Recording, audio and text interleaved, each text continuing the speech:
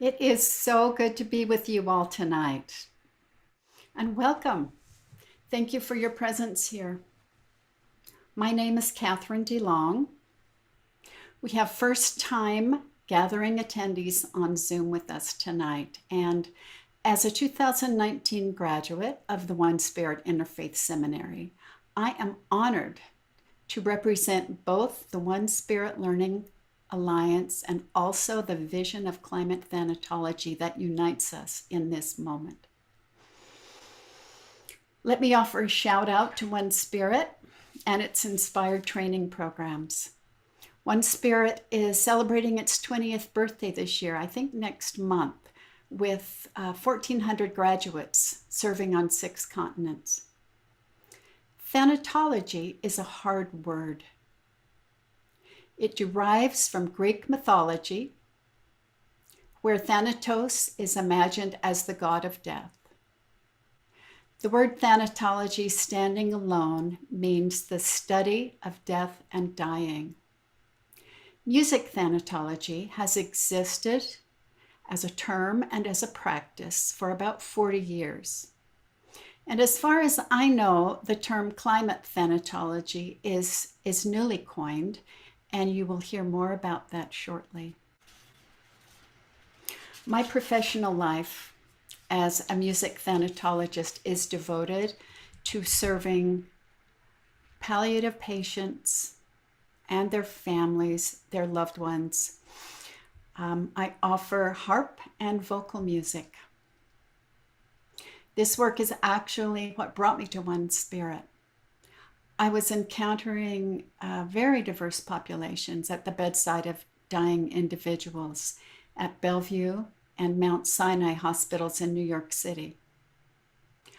My motivation for attending One Spirit Interfaith Seminary was to more sensitively serve end-of-life patients in sacred and intimate settings. One Spirit education did that and much more. When COVID descended on the city, my work was considered non-essential. So I relocated to Salt Lake City to support my daughters and their young families. And it was then that I became employed as a hospice chaplain. And when it was considered safe, my harp and I went back to work. Heidi Hart, who is with us tonight, a music colleague and dear friend, reached out to me with an idea. What if we thought of our earth as a liminal patient?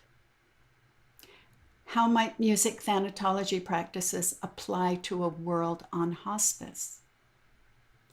Heidi invited several artists and activists to participate in the project that she's going to describe in more detail in a few minutes.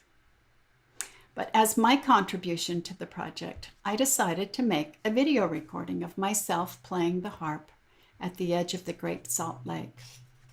I was well aware that it was shrinking. And I was just beginning to discover the depth of the problems that were revealed in a recent New York Times feature written by Christopher Flavel. The headline of that article goes like this: As the Great Salt Lake dries up, Utah faces an environmental nuclear bomb. That headline is an attention grabber for sure. The first 2 paragraphs of the article provide a little more information, and I'm going to quote that now because I think it's important. So here we go.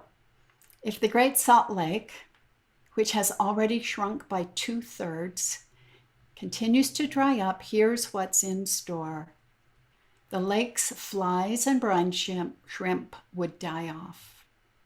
Scientists warn it could start as soon as this summer, threatening the 10 million migratory birds that stop at the lake annually to feed on the tiny creatures. Ski conditions at the resorts above Salt Lake City, a vital source of revenue, would deteriorate. The lucrative extraction of magnesium and other minerals from the lake could stop. Most alarming, the air surrounding Salt Lake City would occasionally turn poisonous. The lake bed contains high levels of arsenic, and as more of it becomes exposed, windstorms carry that arsenic into the lungs of nearby residents who make up 3/4 of Utah's population. And that's the end of that quote. And the number of people we're talking about there is 5 million. So, back to my project. On September 12th, 2021, on a sunny Sunday morning, I met videographers Victoria and Joe Phelp at the Great Salt Lake State Park, just south and west of the International Airport. They took off towards the lake with their gear ahead of me in order to get set up. I hadn't anticipated the difficulty of getting my harp to the edge of the water, more than half a mile from the parking lot. Navigating the changing nature of the sand along the way was a nightmare. The harp sits on a small dolly, and we don't have long enough here for me to describe the journey across the sand. Let's just say I arrived at the edge of the lake in a state of physical and emotional exhaustion. It was a bit of a wringing out process that was overwhelming and truly unanticipated. When I look back on that day, the effort of getting to the water, of pushing and pulling my beloved harp over the dry lake bed, this is the thing I most remember. I heard the voice of our changing world loud and clear, and it broke me open in a visceral way. A music thanatologist relies on synchronizing the rhythm of the music with the respiration and heartbeat of the planet. With my harp sitting on a little finger of land, my intention was to synchronize the music with the respiration of the lake, similar to what I do in companioning patients nearing the end of life. I struggled to get a beat on the pulse of vital processes around me. The wind was activating the strings, and the sun beat on the soundboard and reflected into my eyes. I asked myself, what's going on? What's going on in and around the lake? And even, what's going on in and around me? The sound of the traffic on Interstate 80 nearby was incessant. Planes flew overhead on their approach and departure to and from the airport. The only wildlife I encountered was a handful of seagulls that landed very briefly. So, here's a portion of the video that we filmed that day. I consider it an offering to earth, water, and air. I continue to ask myself, what is the truth of this moment? And what is the value of my desire to honor this fragile body of water? So we're ready for the video, David, and I'm going to ask if we can resist the urge to chat and just listen and have no distractions. Thank you.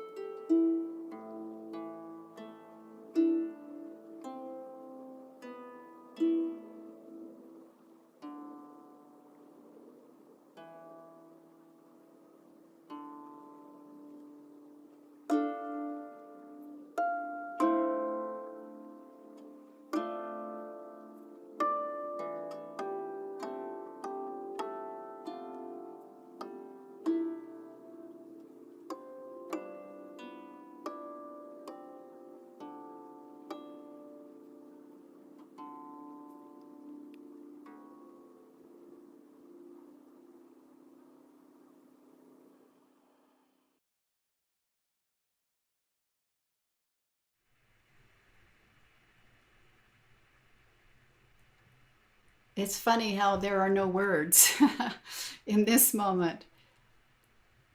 Um, I want to acknowledge one more time Joe and Victoria felt and the beautiful work they did in creating the artwork. So it's my pleasure to introduce Heidi Hart, the curator of the Climate Thanatology Project. Heidi is an Art and Humanities Fellow with 68 Art Institute in Copenhagen, where she applies her research on sound and environmental arts to both curatorial and educational projects. With an MFA from Sarah Lawrence and PhD from Duke University, there is much, much more to say. But we'll leave it there for now in the interest of time. And Heidi will introduce other members of our coalition, Ash Sanders and Lana Nielsen, regarding their contributions to the project. And then there will be time for our reflections. Heidi? Thank you so much, Catherine and David, and to all of you for being here and supporting this, this project that is really a laboratory as much as a collection of artworks. 68 Art Institute is a combination exhibition institution, research institution, and learning platform. And they're graciously supporting this project this year. This project includes several Death Cafe events, such as this one that occurred at the Finch Lane Art Gallery in Salt Lake City in March, and another one that will happen in Copenhagen in October. A Lost Species Walk that Ash Sanders will lead in Copenhagen in a beautiful welfare cemetery there. Where we'll think about the species who are not only lost, but also endangered and still very much worthy of being saved. We have a grief shrine installation with texts from our Death Cafe events, including this one that will be attached with magnets on special pieces of paper that you'll hear more about shortly. A visual art-based performance by a Norwegian theater group titled The Bird Ladies. That will be very exciting. Sound art drawing on sounds of endangered species, and paper art by Lana Nielsen, again, that you'll hear more about soon. Some of the questions we're addressing in this project include the following. What happens when a therapeutic music practice extends to climate grief and anxiety to enact a pause in habitual patterns? How can we be more precise about what we're grieving and whom we're grieving? Species we learn to name one by one, perhaps our innocence about nature, dependence on fossil fuels, or breathable air and accessible water. How can we be more aware of our own privilege in being able to process climate grief when so many are simply struggling to survive? How can we learn from indigenous practices of grief and restoration after terrible losses that register in the land? How can art help with community formation in a crisis that requires collective mourning and creative action? We find that these events help foster more energy, not less, in engaging with the losses and possibilities of our time. Our goal is not to remain in a state of grief, but to companion the forms of life that remain and to move through grief in order to accept our situation, find more compassion for others, human and non-human, and to work together toward creative imaginaries for the future. So that sounds like a lot, and it is. It's been a long collective process of figuring out how these artistic elements respond to the environments around us and how those environments affect us in return. And I would like to go ahead and introduce our two other contributors today. Ash Sanders, who is an activist, journalist, and podcast producer. She's currently based in Salt Lake and New York City while completing her MFA at NYU. She organized Occupy Freedom Plaza in Washington, D.C. and headed up outreach and education for Extinction Rebellion NYC, pushing the city council to pass a climate emergency resolution. Her writing has appeared in Rolling Stone, The Believer, Narratively, NPR's The Salt, and BuzzFeed, as well as the climate anthology All We Can Save, which I highly recommend. And her 10-episode podcast, Unfinished Short Creek, recently debuted on Stitcher. This was chosen as the #3 podcast in the last several years by the New Yorker magazine. So Ash has been helping us with Death Cafe events, with organizing the Lost Species Walk, and also with water collection in the New York area, which you will hear about shortly.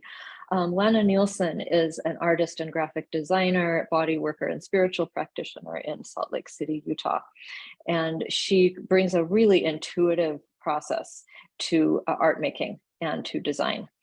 Based on her affinity with animals, with the Great Salt Lake, especially right now.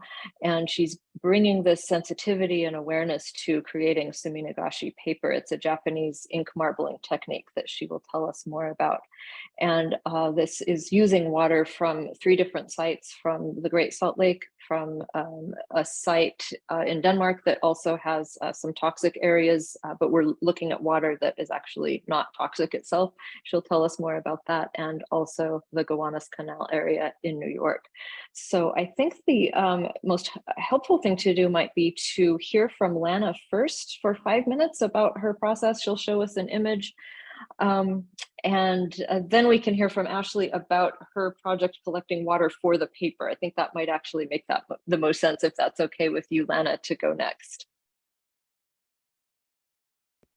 Hello, everybody. I am Lana, and I am going to just start a slideshow to talk about my process.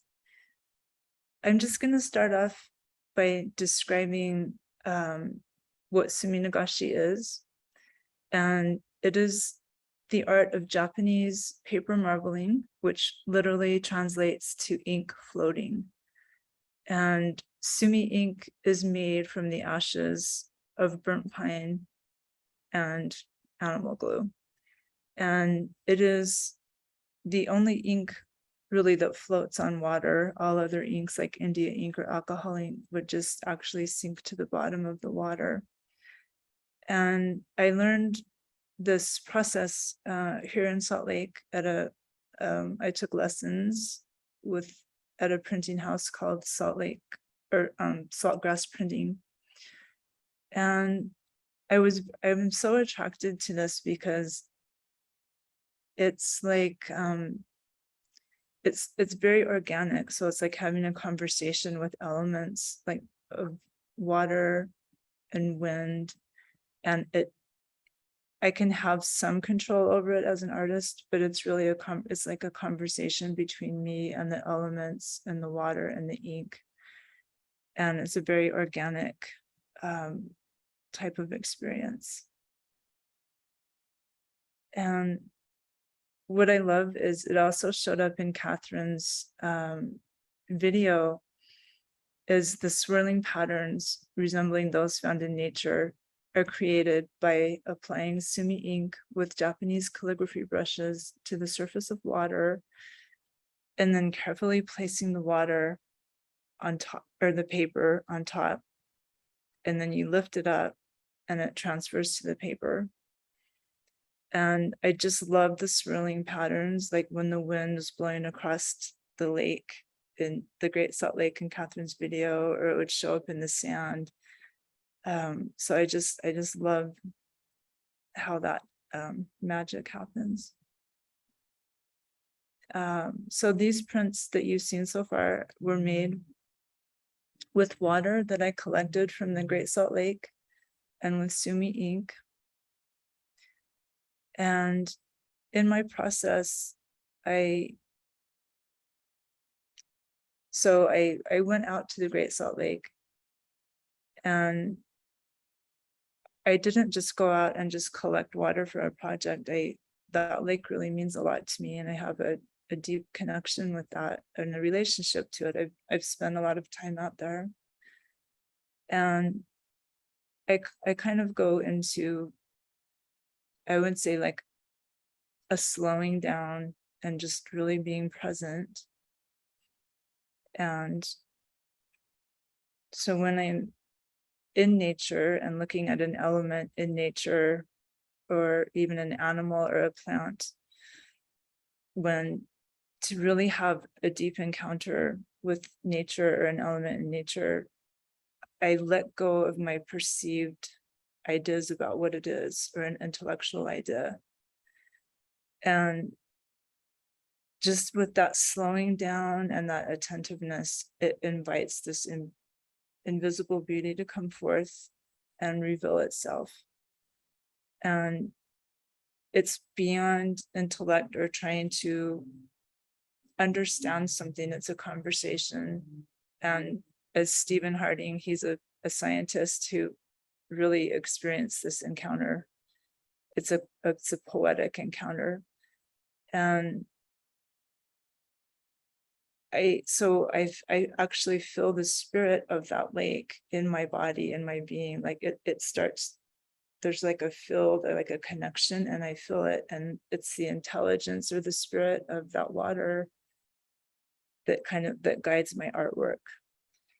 And when I knew I was going to be working with water from the Gowanus Canal that Ashley wanted to start, I wasn't sure exactly how that would work because I couldn't be on site. So I researched it a little, and I would just kind of I did some meditations on images of the canal. And right now its waters are toxic, and it's been highly polluted. And I had an immediate feeling that the water just was not, like, it wasn't the right water for me to work with because it was so toxic. So I wasn't sure what I would do. So I meditated, and I kept getting images of springs, like fresh spring water. I could feel like the flowing movement of it, like the fresh coolness of it. And it really felt like this, like just a complete healing energy was in this water. Like it had an intelligent healing quality to it. So I went and researched further on Google, and I found that there actually are springs that are connected to that canal, and a lot of also like underground creeks that feed into it. And so I thought, well, that's the water that wants to express itself. It's like revealing that it wants to be expressed.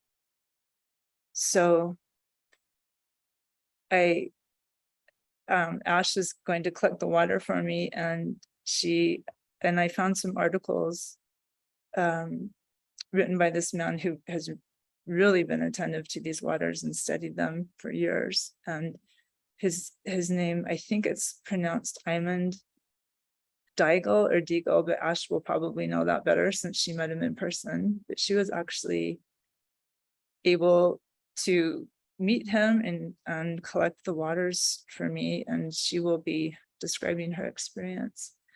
And so this is a print I made from that water, and this one, and this was kind of representative of the salt marsh that used to exist there. And the Gowanus Canal in Brooklyn was once a thriving tidal marsh, and the streams and springs not only brought life, but were a natural cleansing system to that area.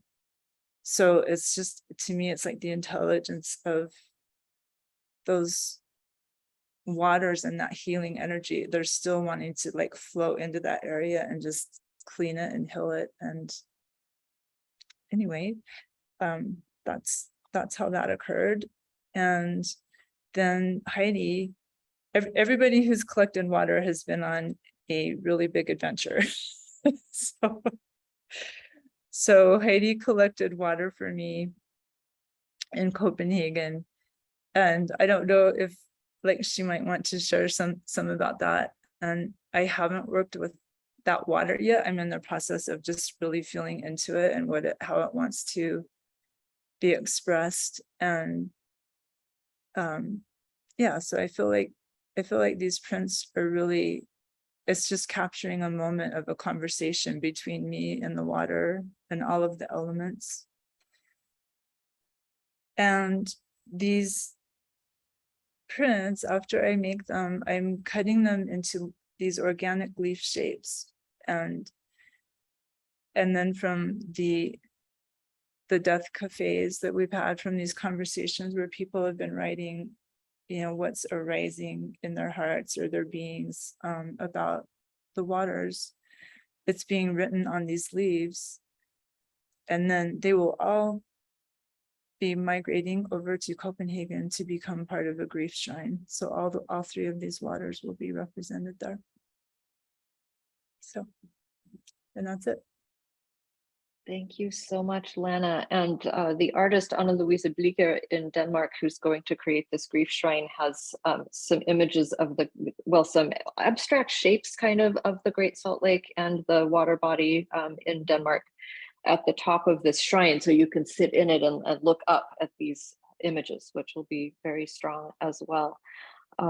So thank you. And yeah, the place in Copenhagen, in the interest of time, I won't go into great detail except to say that there was a really devastating gas explosion there in 1964, and the area has not been touched since then. It's kind of a science fiction experience to go by there, but I was able to find water from a canal that feeds into that zone. So once again, a source that's not itself toxic, but is closely related to an area of environmental stress. So let's hear from Ash Sanders now about her experience collecting water from the New York area that will be part of this experience and installation. Okay, great. Hi, everybody. So I grew up in Utah and have lived in New York for about 8 years. And it's just interesting to have my concept of water change as I move from place to place. In Salt Lake, so much of it is about scarcity of water or water dying and disappearing, and ghost waters in the sense of a lake dying. And so one of the fascinating things about this water collection process was to think about water in a new way. And ever since I moved to New York, I've spent a lot of time on the Gowanus Canal, walking around and exploring it. For the New Yorkers, a lot of people consider it, it is a toxic canal. It's a Superfund site that is so devastated that it has to be dredged, and some of the toxins have to be buried deep underneath the soil and capped. But it's considered a place, I think, that by many people to be completely dead or devastated. But I've always been really fascinated by it. I've spent time canoeing on it and just trying to learn about its history. So I was really excited when Lana asked me to collect some water for the project nearby. But one of the things that was really exciting is Emund, the man who took me to collect the water, has been essentially obsessively mapping the entire Gowanus and Brooklyn area to find these ghost streams, to basically recreate what this area looked like before European colonization and settlement, before we essentially, before white settlers paved over and colonized the area, and before, people built up Brooklyn on top of what was this life-giving, biodiverse marshland. And what remains of that is this channeled canal that many people just think of as toxic and dead. But what I have learned just through my own obsession and then meeting Emund is that all of Brooklyn, or at least South Brooklyn, sits on top of basically an existing underground network of streams and rivers and canals and artesian springs, this sort of inverted water world. And so I met up with Emund in Gowanus, and he took me to these warehouses where essentially this water that has been sort of repressed by industrial development, even paid by the city to be pumped down and away, is still essentially bubbling up. Like it's this unstoppable water that's coming up from under the ground. There's so much pressure from these artesian springs and this aquifer under the ground that used to feed the marsh that was the Gowanus, that was a place where a lot of indigenous groups gathered for water and also to harvest and to eat and to, just reap the plentiful, animals and plants that were on the land. These, artesian springs still bubble up, and we went down into the basement of this huge warehouse where some artists were squatting, and we collected, basically the bottom of the warehouse was just unfinished and had been used for various purposes over time, industrial purposes. The area was mainly used for coal refining and tanneries and things like that. So the basement is unfinished, but it was filled with about at least 3 feet of water. That's, this like huge factory basement, about 3 feet of water from these springs, and buildings all around that neighborhood will fill with water on a regular basis, some with so much force that it will pop out manhole covers or, completely flood 6 to 8 feet basements. And all from these springs that Anna was talking about, imagining when she meditated and thought about the Gowanus Canal. And so we went into some of these areas, and even though the areas themselves are very industrial, the water that you can collect is pure. And Emund actually later in the trip, not in these basements because they're very questionable, but later actually drank some of the water that we collected because it's this pure artesian spring water. And so we went into these basements, collected some of the water there, and talked about the fact that the city could be using these spring waters to create these lush, green infrastructure gardens and these sponge parks that could be used as a way to absorb the impacts and overflow waters that happen in storm events and that have increased because of climate change, and provide shade and recreation. And that they're just basically waters that are asking to be used to water everything from the trees in the area to provide like public recreation and beauty, but they're being actively pumped away from the Gowanus and trying to be kept underground. But anyway, I just found it to be fascinating that these waters are sort of these like historical waters that are just persisting, and they're reminders of the past. And Emund had this map that he's created over, the last decade or two, where he's mapped all the waters of the Gowanus, and it's a map of Brooklyn that just looks like this crazy blue, riverine system, because that's what it is. And I asked him, when you're walking above ground, do you feel like there's just a water world underneath your feet? And he said, yeah, because there is. And so it's just fascinating to think about that. And then we went on the actual Gowanus Canal in canoes, and we would stop at all these different like big canal sort of or like drain pipe openings, and the artesian water that we had seen in the warehouses was trickling in through there, and we collected some water from there as well. And the actual canal has been lined with if you've been on it or you've walked along the side of it, it's lined with heavy industrial strength steel to keep toxins from flowing in or out of it.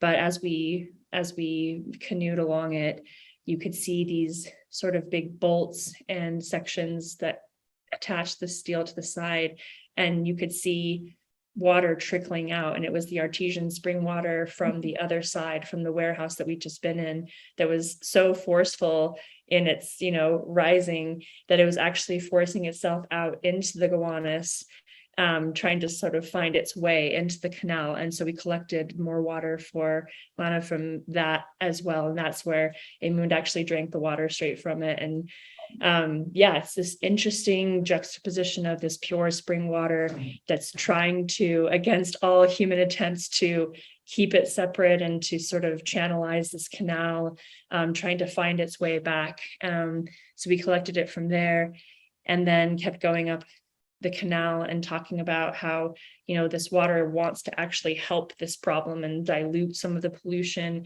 and create a more natural solution to this problem, and that the human systems that we've designed want to sort of perpetuate the problem. And Emund is doing a lot of work to daylight a lot of the streams that have been underground and to help, the water create these solutions, these natural solutions to some of the problems, and create a Gowanus canal that's more similar to the water systems that have existed in the past, and to use the power of this water to sort of solve for some of the problems that we've created. So it's this very powerful reminder that there is this history under the ground that I'm walking on every day when I'm in New York. And there's this fresh water system that is just sort of waiting to be harnessed and be put to good use. So that's the story of the water that was used for this project. Thank you so much, Ash. That's so beautiful. You also have photos that I've really enjoyed looking at. Yes, yeah. So thank you for sharing. And we are going to go right into the chat portion of this lovely evening together. And I think if we just open the chat on the side of our screens, we'll take 10 minutes, and everyone can feel free to write a few lines. We can't go on too long on our lines because the text does have to be transcribed and put on these little leaf-shaped pieces of paper. So keep that in mind as you're writing. Be a little bit pithy or poetic, or just whatever comes to you about your own feelings and hopes, griefs about our planet right now and your surrounding environment. So we'll take 10 minutes to do that, and we'll have some actual in-practice music by Catherine, as if we were experiencing a liminal threshold hospice environment. So please feel free to write in the chat.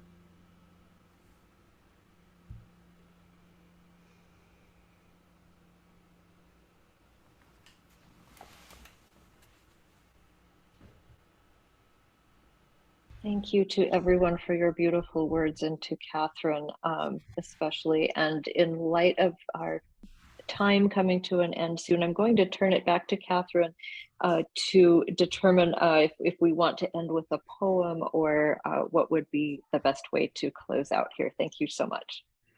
Also, Ash Sanders does have a poem prepared for this evening, if Let's time do it. allows. Thank you, Ash. I have two short ones. I was very moved by what you were writing in the chat, so I'm just gonna breathe in because I'm feeling emotional. So, okay, this is Water by Philip Larkin. I thought it was appropriate. If I were called in to construct a religion, I should make use of water. Going to church would entail affording to dry different clothes. My liturgy would employ images of sousing, a furious, devout drench. And I should raise in the east a glass of water where any angled light would congregate endlessly. And then my second short piece is All I Cannot Save by Adrienne Rich. My heart is moved by all I cannot save. So much has been destroyed. I have to cast my lot with those who, age after age, perversely, with no extraordinary power, reconstitute the world. Thank you, Ash. It's been an interesting day. Here we are, spending some time holding water as precious, and the water in my building has been off all day, which I thought, oh, this is so perfect. This is really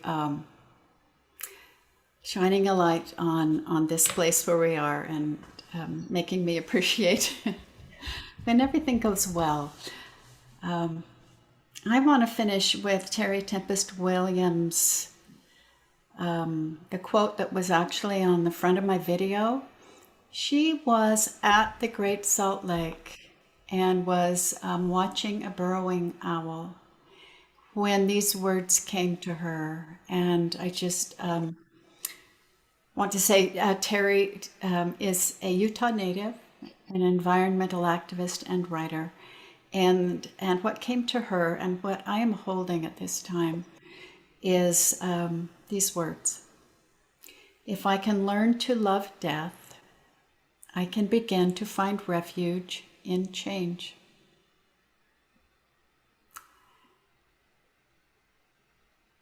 And we are experiencing change. And I just wish you all well, and may we all be well on this journey. As we change what we can, as we accept what we must, and as we, I'm going to say, bathe in the waters that are underneath us. So thank you all for being here. Thank you, thank you. It's been a sweet time, and each of your presence makes a difference. So thank you. And with that, we may say good night. Thanks, everyone. Thank you. Good night, everybody. Well.